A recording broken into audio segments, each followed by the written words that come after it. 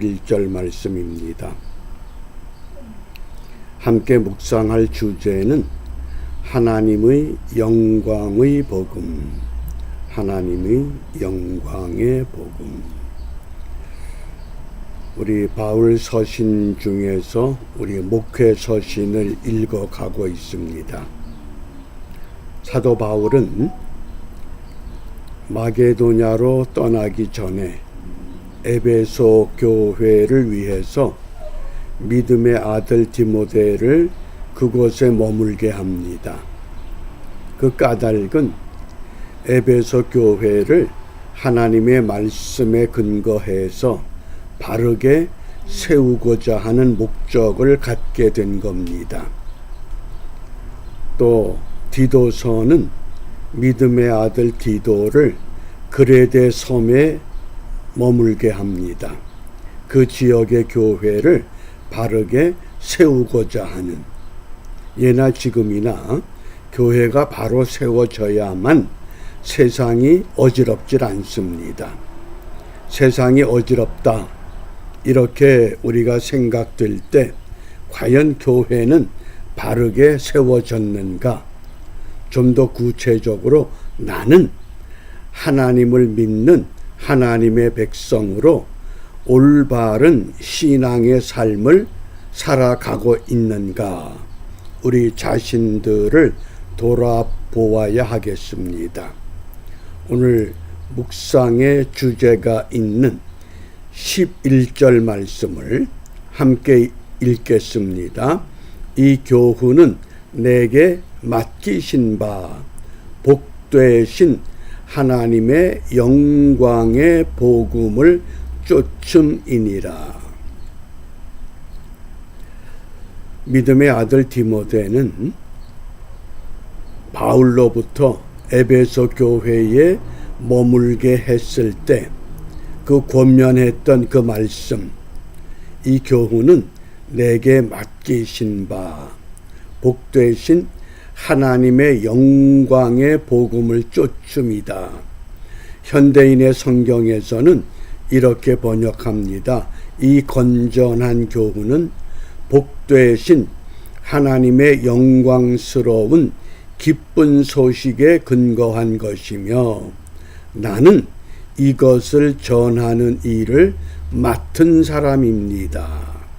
한마디로 하나님의 영광스러운 기쁜 소식, 하나님의 영광의 복음, 이건 한마디로 예수 그리스도 이렇게 정의할 수 있습니다.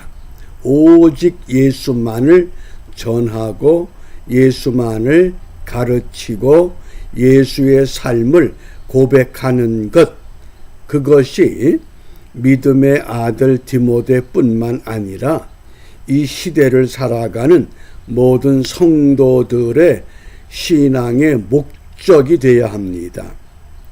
이것을 고린도 후서 4장 6절에서 어떻게 말씀하느냐? 어두운 데서 빛이 비치라 하시던 그 하나님께서 예수 그리스도의 얼굴에 있는 하나님의 영광을 아는 빛을 우리 마음에 비치셨느니라. 먼저 주를 믿는 하나님의 사람들이 그 마음에 예수 그리스도의 얼굴에 있는 하나님의 영광을 알아야 된다.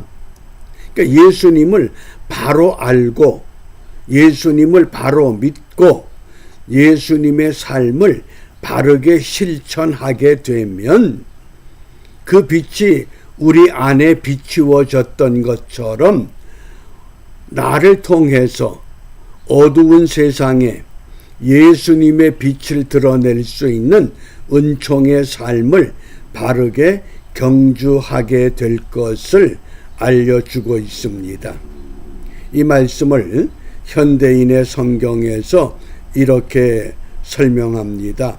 어두움 속에서 빛이 비치라고 말씀하신 하나님이 우리 마음 속에 빛을 비추셔서 그리스도의 얼굴이 나타난 하나님의 영광을 깨닫게 하셨습니다. 쉽게 설명하면 예수 믿는 내가 예수님처럼 살면 우리가 세상에 나가서 예수님의 빛이 돼서 예수님의 영광, 하나님의 영광을 세상 사람들에게 알려줄 수 있다고 고백한 것입니다. 우리에게 그런 삶을 살아야 할 의무를 지금 말씀합니다. 왜 우리가 이런 삶을 살아야 되느냐? 세상이 어떤 세상인가를 말씀하셨습니다. 오늘 본문 8절부터 10절 말씀에 보면 세상은 어떤 사람들로 채워져 있는가? 15종류의 사람들을 설명을 하고 있습니다. 그러나 사람이 율법을 법 있게 쓰면 율법은 선한 것인 줄 우리는 아노라. 알 것은 이것이니 법은 옳은 사람을 위하여 세운 것이 아니요. 하나님이 우리에게 율법을 주신 것은 우리가 의롭기 때문에 그 법을 주신 것이 아니라 우리가 죄악된 인생들이기 때문에, 그래서 15종류의 죄악의 모습을 말씀합니다.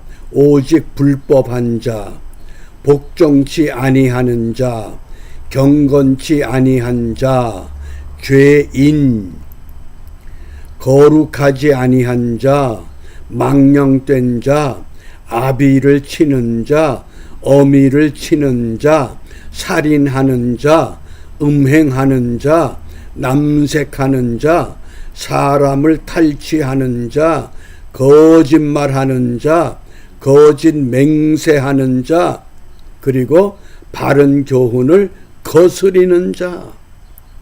이런 자들 때문에 어떻게 하면 세상을 좀 더 바르게 세우기 위해서 법을 주셨는데 그 법을 지키지 않는 안타까운 현실 어떻습니까? 정치하는 사람이나 사업하는 사람이나 교육하는 사람이나 심지어 교회 지도자들까지도 법을 지키지 않는 이 현실, 그러면서 이런 현실에서 우리가 분명히 기억해야 할 것은 하나님의 영광의 복음을 잊지 말라고 말씀합니다. 하나님의 영광의 복음, 한마디로 말하면 예수 그리스도를 잊지 말아야 된다. 예수를 믿는데 예수와 동떨어진 생각, 예수를 믿는데 예수와 동떨어진 삶, 그것이 무슨 유익이 있겠느냐? 우리 자신들에게도 유익이 되질 않고 세상에게도 유익이 될 수 없다고 하는 것. 그런 의미에서 오늘 이 영광이라고 하는 건 무엇을 의미하느냐? 불의한 세상에서 예수님의 삶을 드러내는 것, 그게 영광이라고 하겠습니다. 우리가 영광 그러면 마치 어떤 경쟁에서, 어떤 시합에서, 어떤 모임에서 선두 두각을 나타낼 때 영광을 하나님께 돌립니다. 우리가 그렇게 착각합니다. 영광은 그런 것이 아닙니다. 이 불의한 세상, 온갖 종류의 죄악된 사람들이 많지만은 그런 세상에서 나 같은 사람이라도 예수의 삶을 드러내는 것. 그래서 이 영광이라는 한자를 파자하면 아주 흥미로운 뜻을 우리가 이해할 수 있습니다. 영화 영자와 빛광자, 우리가 잘 아는 한자입니다. 그 의미는 빛나고 아름다운 영예, 이건 사전적인 정의입니다. 성경은 이런 정의를 말씀하지 않습니다. 그런데 이 영광이란 한자를 파자하면 불화가 두 개가 있죠. 근데 그 밑에 덮을 멱자입니다. 이게 한문 사전의 5편에 보면 덮을 멱자로 소개됩니다. 그리고 덮을 멱자 밑에 나무 목자를 썼는데 나무 목자는 사람이 자기 십자가를 감당한 것을 말합니다. 내가 어떤 십자가를 짊어졌던 그것을 내세우지 않고 자랑하지 않고 이걸 덮습니다. 그저 다만 하나님이 감당케 하셔서 하나님이 힘을 주셔서 내가 감당한 것밖에 없습니다. 그러면 그 위에 불이 피어오르는 겁니다. 그게 영화 영자입니다. 그 다음에 빛광자라고 하는 것은 어진 사람 인변에서 빛광자를 찾아야 됩니다. 그런데 빛광자는 어떤 문자냐? 작을 소자 아래에 우뚝할 올자를 합성한 겁니다. 작은 것을 우뚝 세운다 그 뜻입니다. 우리는 무슨 우승을 하고 무슨 상을 받고 무슨 시합에서 승리의 깃발을 휘두르면 그것이 영광이라고 세속적인 영광에 사람들이 도취되어 있습니다. 그런데 성경은 그런 영광이 아닙니다. 나 같은 사람이라도 하나님이 나에게 구원의 은혜를 주셨기 때문에 구원받은 내가 내 맡은 자리에서 내 일터에서 내 삶의 자리에서 내게 주어진 그 본분 작을 소자입니다. 비록 작지만은 우뚝할 올자입니다. 그것을 올바르게 감당하고 나가는 것, 그것이 영광이라는 겁니다. 꼭 무슨 남과 경쟁해서 이기고 승리하고 무슨 상을 받아야만 영광이 아닙니다. 간혹 영화 배우들이 대종상을 수상하게 되면 하나님께 영광 돌립니다. 그럴듯해 보입니다. 그러면 그 상을 받지 못하는 수많은 배우들은 뭡니까? 영광을 못 돌립니까? 그게 아니라는 겁니다. 그래서 이 영광의 의미를 잘 기억하시길 바랍니다. 불의한 세상에서 예수의 삶을 드러내는 것. 예수님은 능력이 있었습니다. 뭐든지 다 할 수 있습니다. 그럼에도 불구하고 아버지 뜻에 순종해서 마지막 십자가까지 짊어지는 그 길을 반듯하게 걸어가셨다고 하는 겁니다. 그게 영광이란 뜻입니다. 나 같은 사람이 어떻게? 아닙니다.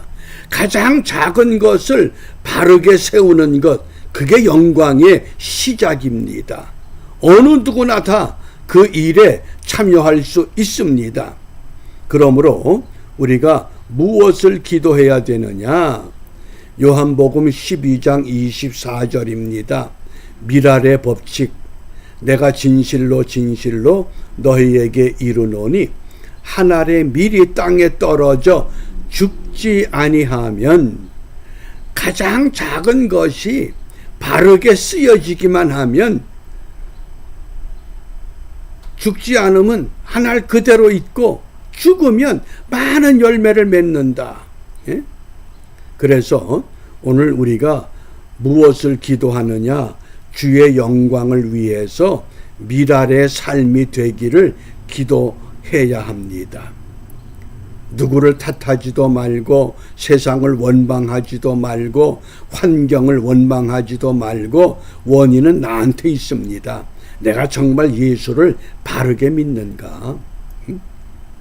내가 예수를 바르게 믿으면 내가 미랄이 돼서 가장 작은 것이라도 올바로 세워나가면 내 주위만이라도 하나님 보시기에 하나님이 기뻐하는 믿음의 삶을 드러낼 수 있다고 분명히 그것이 영광이라고 오늘 우리에게 말씀합니다.